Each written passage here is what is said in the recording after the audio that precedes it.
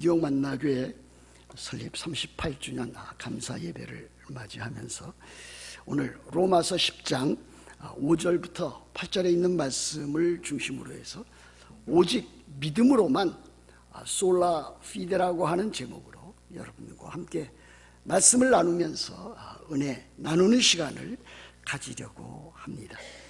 사실 오늘 설교 본문은 잘 읽어보면 그렇게 어렵지 않은 말씀입니다.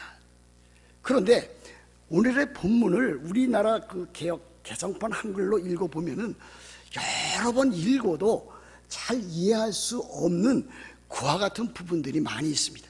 그 왜 그렇겠는가 살펴보면은 우리나라 성경은 개역 한글판이라든지 개역 개정판이라든지 이 성경에 마땅히 있어야 될 그와 같은 구두점, 이 부호가 전혀 나타나 있지 않기 때문에 그렇습니다. 그러므로 우리들이 성경을 읽을 때는 여기에 느낌표가 있는지, 여기에 또 퀘스천 마크가 있는지, 또 마침표가 있는지, 따옴표가 있는지, 이와 같은 것들을 우리들이 살펴보아야만 제대로 이해할 수가 있습니다. 오늘 성경도 역시 그렇습니다. 오늘 본문도 여기에 마땅히 들어있어야 할 큰 따옴표 2개 양쪽으로, 또 그 가운데 있는 작은 따옴표를 거기에 잘 넣어서 읽지 아니한다면은 이 성경 본문을 제대로 잘 이해할 수 없는 그 같은 어려움을 우리들이 갖게 됩니다.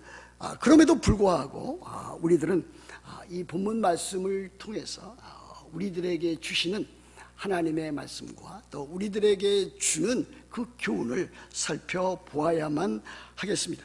우리들이 이미 로마서 9장과 10장 초반에 나타나는 여러 가지 비교하고 대조해 나가는 그와 같은 문구들을 우리들은 발견하게 됩니다.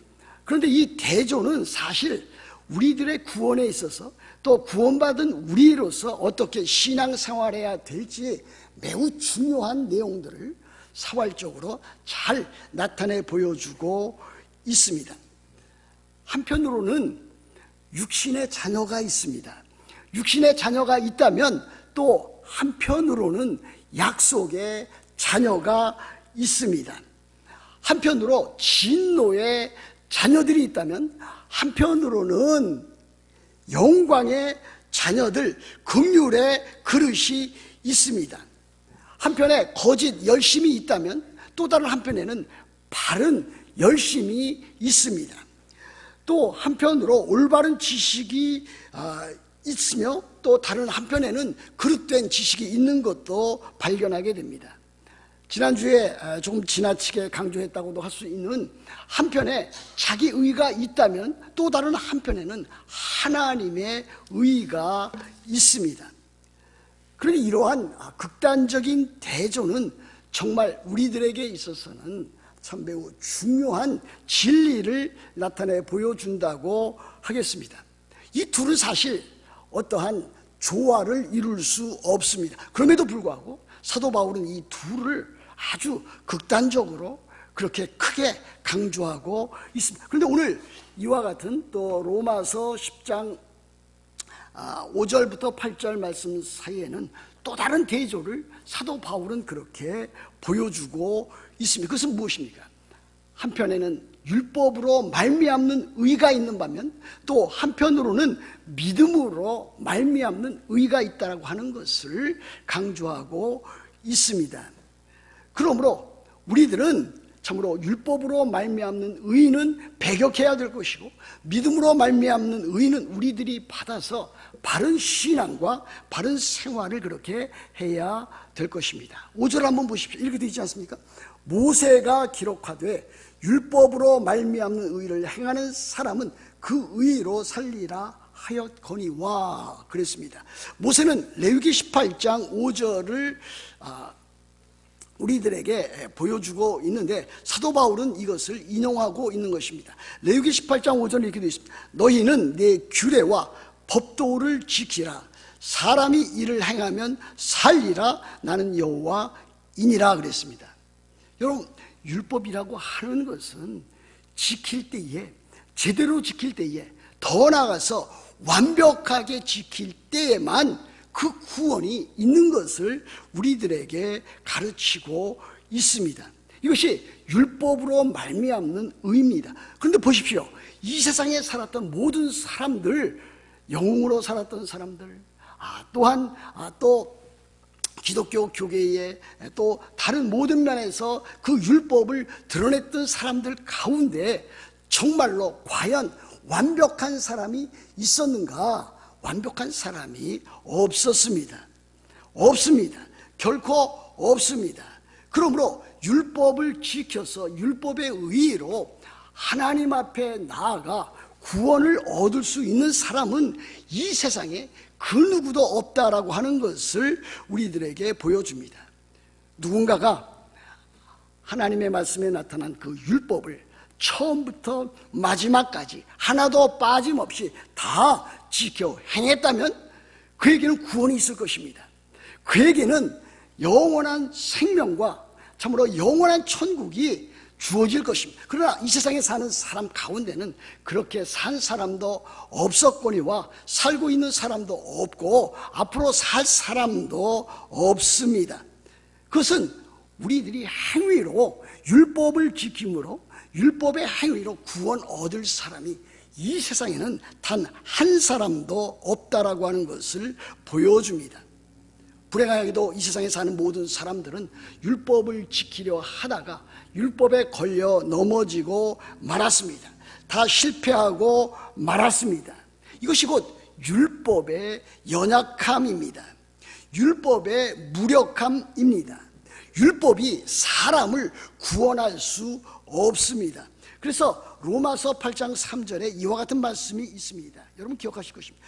율법이 육신으로 말미암아 연약하여 할 수 없는 그것을 하나님은 하시나니 율법은 연약하여 할 수 없다 그랬습니다. 율법의 무력함입니다. 율법이 할 수 있는 일이 없다. 율법이 구원에 관해서 우리들에게 가르쳐주고 보여주고 행할 수 있는 일이 없다라고 하는 것을 보여줍니다. 오히려 로마서 4장 15절에 보면 율법은 하나님의 진노를 이루게 하나니 그랬습니다.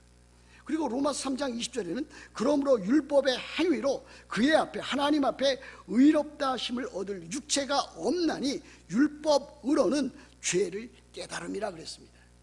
율법의 역할은 무엇입니까? 제1차적인 율법의 목적과 역할은 사람들로 하여금 죄가 무엇인지, 죄로 인해서 인간이 겪은 모든 하나님의 진노와 형벌과 저주가 무엇인지 깨닫게 하는 데 있습니다. 율법은 우리를 정죄해야 합니다. 율법은 우리로 하여금 율법을 통해서는 하나님의 나라의 구원에 결코 이룰 수 없다라고 하는 것을 보여줍니다. 오히려 율법은 우리로 하여금 참으로 우리가 죄인이로구나, 우리는 어찌할 수 없는 죄인이로구나 하는 것을 보여줍니다. 율법이 우리들에게 다가올 때는 우리로 하여금 죄에 대한 그 비참함과 죄에 대한 그 결과가 얼마나 무서운가 하는 것을 우리들에게 밝히 보여줍니다. 그러므로 율법은 우리들에게 인간은 죄로 인해서 얼마나 참 절망적인 존재인가, 인간은 할 수 없는 죄인인 것을 그렇게 깨닫게 합니다.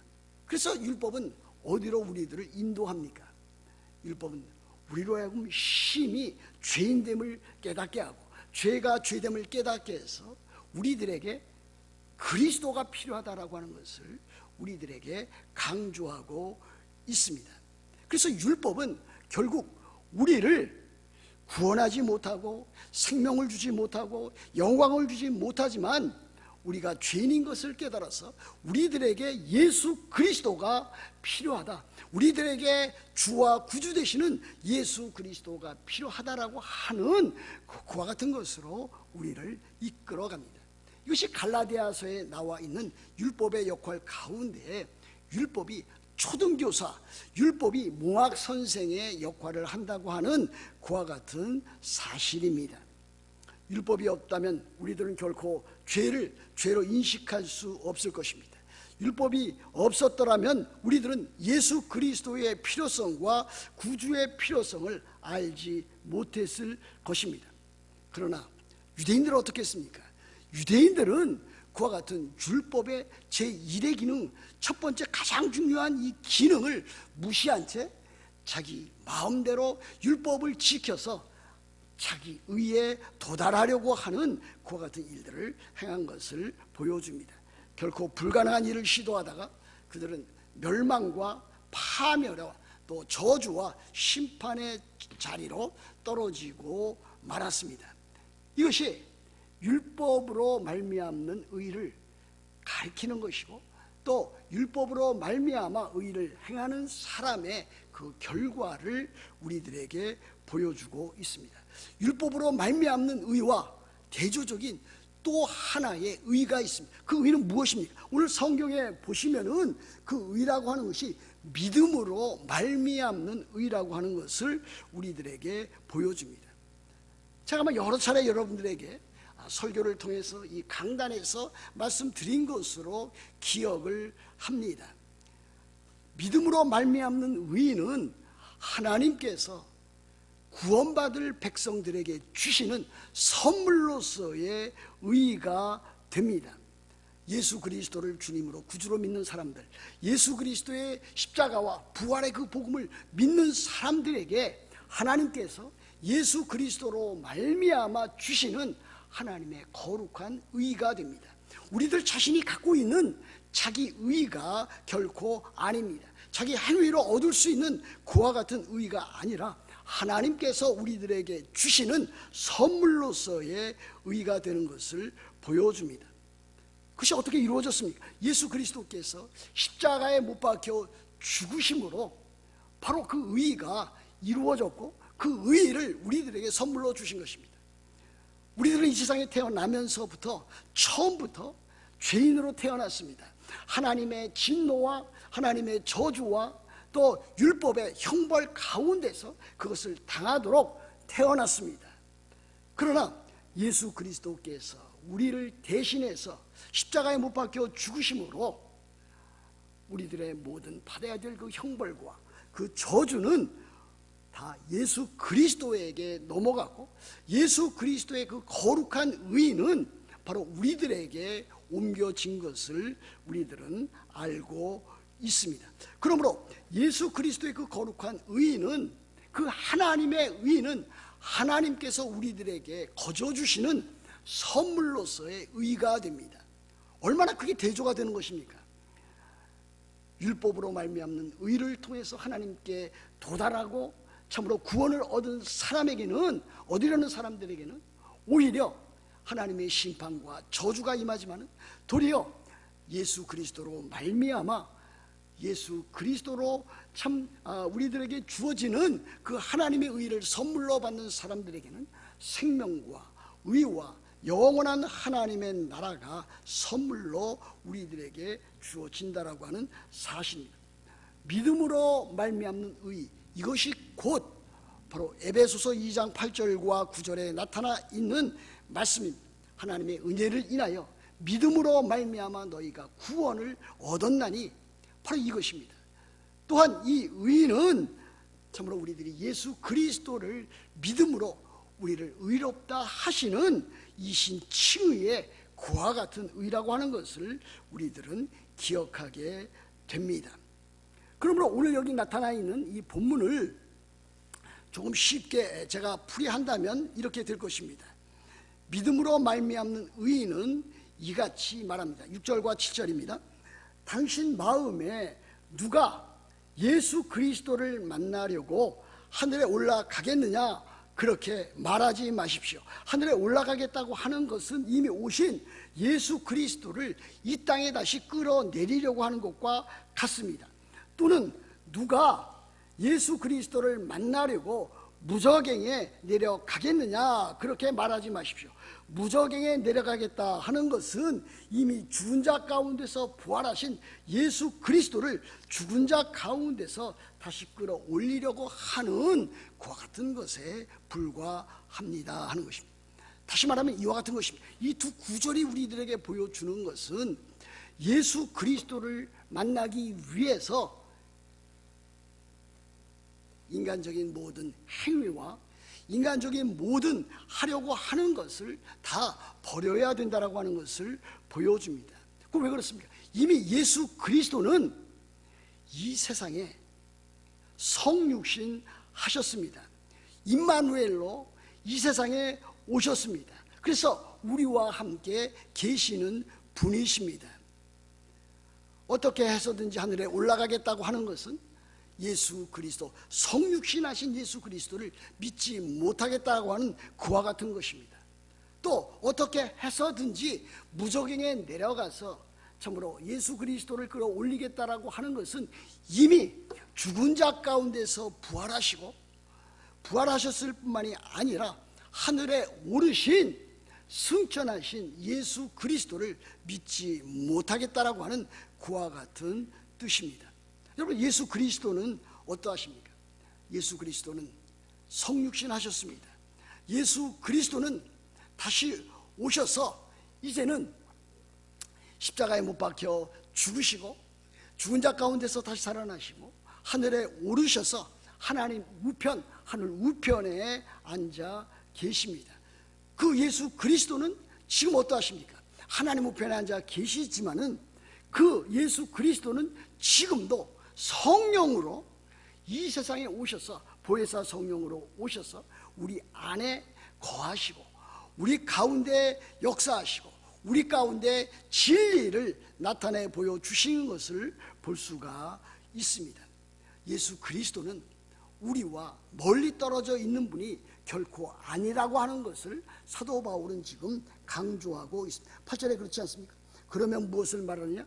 말씀이 네게 가까워 네 입에 있으며 네 마음에 있다 하였으니 곧 우리가 전파하는 믿음의 말씀이라 그랬습니다. 예수 그리스도 그분은 지금 믿음의 말씀으로 곧 복음으로 우리와 함께 있으며 우리들의 참 삶 가운데 역사하시고 우리들로 하여금 주님 나라의 귀한 복음의 진리를 가르쳐 준다고 하는 것을 우리들에게 말하고 있습니다. 저는 오늘 참으로 이 구원의 방식 오직 믿음으로 말미암아 얻게 되는 하나님의 의에 대해서 몇 가지로 적용해 보려고 합니다. 잘못 신앙생활하는 많은 사람들이 있습니다. 자기가 잘못 신앙생활 하는지도 모르고 그렇게 빠져나가는 사람이 많이 있습니다.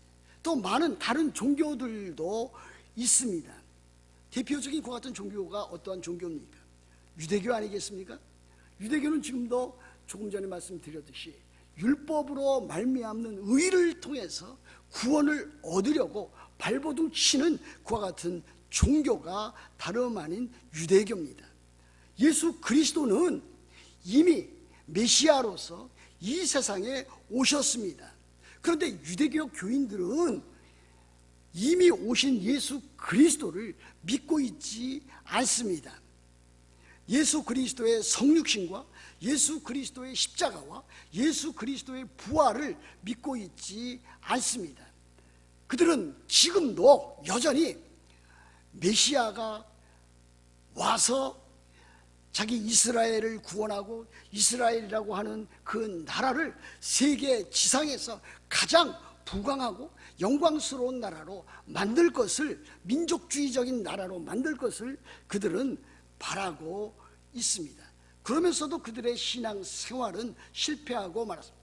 그들은 교만했고 그들은 자기 자랑으로 떨어졌고 자기 열심으로 떨어졌고 자기 의에 떨어졌고 또 자기 잘못된 거짓 지식에 떨어진 것을 우리들은 보게 됩니다.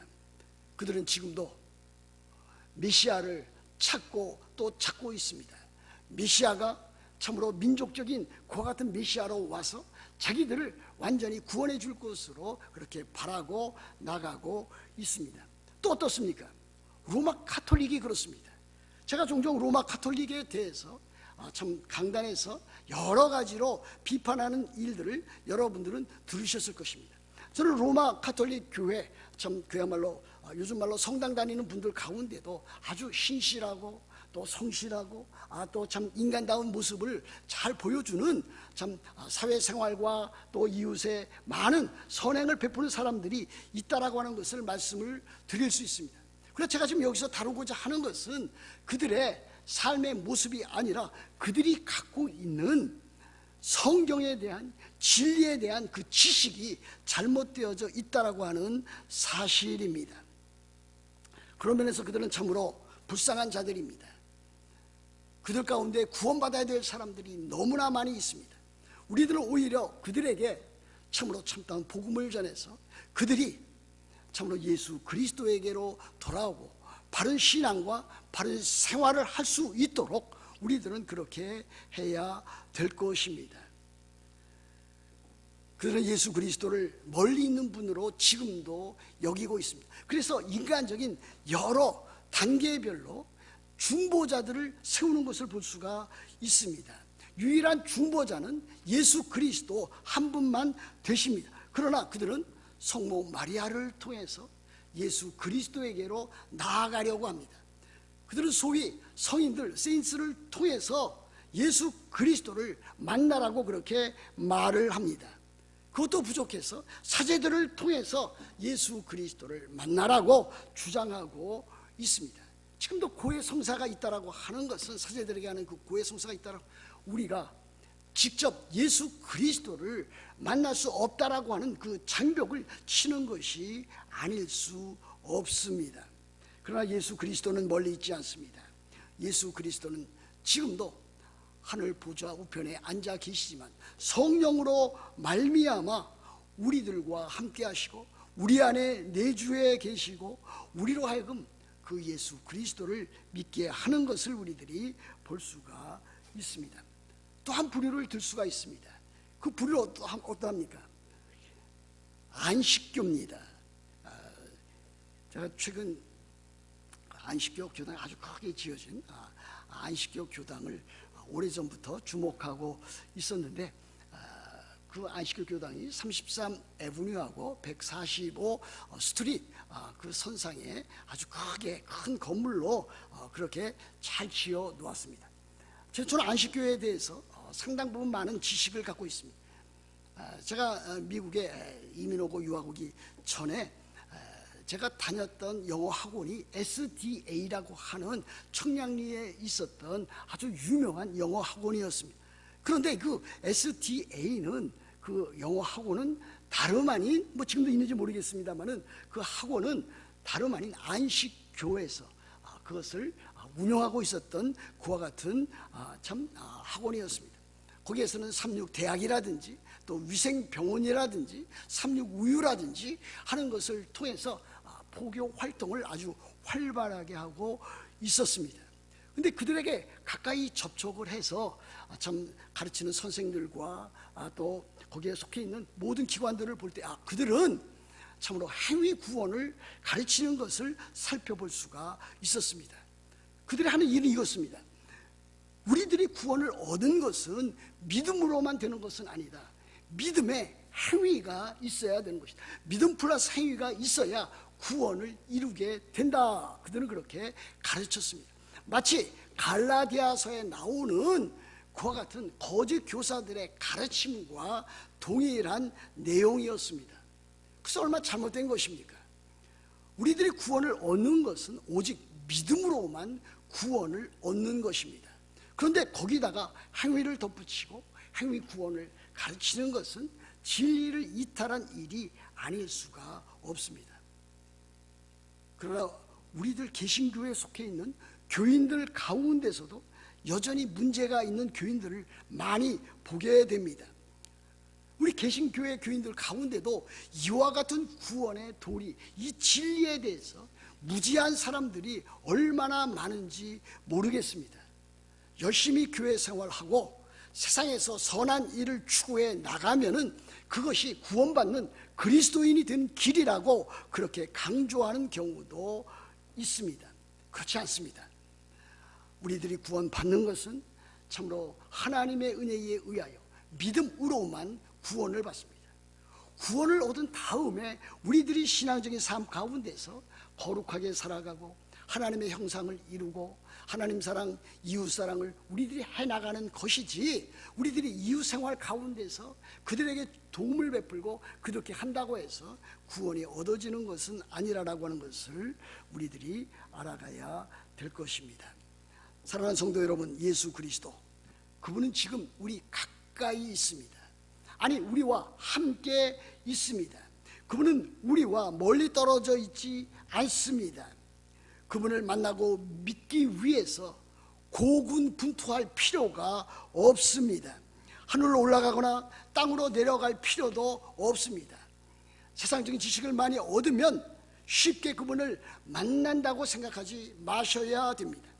교회에 오래 다니면 쉽게 그분을 믿고 따를 수 있다고 생각하지 말아야 됩니다. 금식 기도와 관상 기도와 철야 기도를 통해서, 그와 같은 일들을 통해서, 또는 신앙적인 체험을 통해서, 신비적인 체험을 통해서, 직통 계시를 통해서 예수 그리스도를 만나려고 하는 시도를 하지 말아야 될 것입니다. 그것은 진리를 떠난 것입니다. 하나님의 말씀을 떠난 것입니다. 왜 그렇습니까? 말씀이 내게 가까워 네 입에 있으며 네 마음에 있다 하였으니 곧 우리가 전파하는 믿음의 말씀이라. 그 믿음의 말씀, 그 복음에 나타난 예수 그리스도를 우리가 믿고 있다면, 또 예수 그리스도께서 보내신 그 보혜사 성령이 우리 안에서 또 사역하고 있다면, 우리들은 그것으로 인해서 예수 그리스도에 대한 구원을 이루는 것이고 예수 그리스도와 함께 살아가는 이름을 볼 수가 있습니다. 그분은 지금 우리 가까이 있습니다. 복음을 통해서 예수 그리스도의 죽음이 나를 대신한 죽음이요, 예수 그리스도께서 다시 부활하신 그 부활이 나의 부활인 것을 믿고 우리들은 그 구원에 동참해서 구원받은 자로서의 삶을 살아가야 될 것입니다. 우리들의 구원의 도리는 다름 아닌 믿음으로만 있습니다.